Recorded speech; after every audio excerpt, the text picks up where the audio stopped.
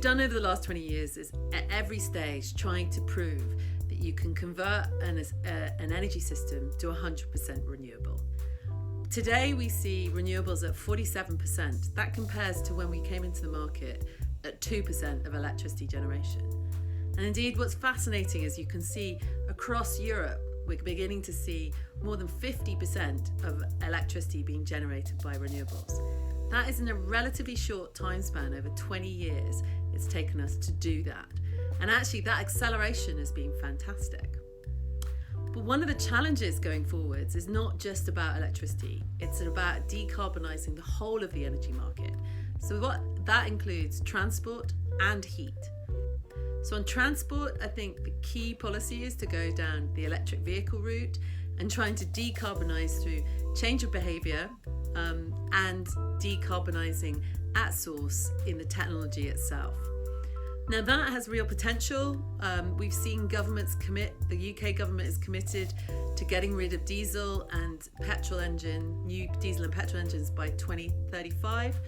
That puts a lot of pressure on the automotive sector to really switch to a much more sustainable long-term form of engine in their cars. I think the bigger challenges for transport is air and freight transport and how we start to decarbonise those as well. We're already looking at some train transport looking to become electrified, both in the UK but also across Europe. Air transport, tougher. We're seeing some innovations around fuels. But I think potentially in a post-pandemic world, the air industry will shift and we will see a reduction in the total number of long-haul flights, which will help in the long term. For me, the biggest challenge in the UK is on heat. And this is because 80% of our households in the UK are connected to the gas grid.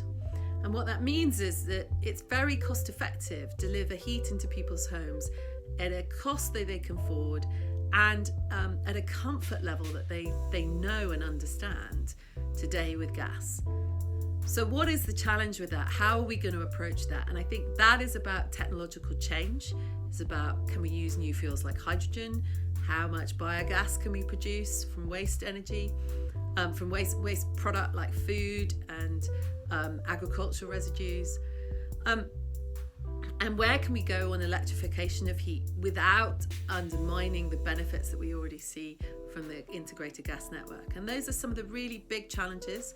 Energy efficiency is obviously something that has just been announced in the mini budget in the UK. So we're seeing a load of support for households, which is great for household efficiency and low carbon investment. But I still think it's probably not a long-term strategy. The housing stock in the UK is very old. It's difficult to heat. So I think we need to see a much more integrated strategy across the whole piece. What is possible and how are we going to spend money to do that? So my personal view is we need to make sure we invest in research and innovation for new technologies. We need to look at the infrastructure that's already in place. So whether that's gas grids or road transport, and make sure it's fit for the future of low carbon. We need to look at our markets and regulation to make sure they promote low carbon at every stage. And then we need to support consumers. We need to make sure that they're not greenwashed, that what they get sold truly can deliver, both in terms of prices and carbon.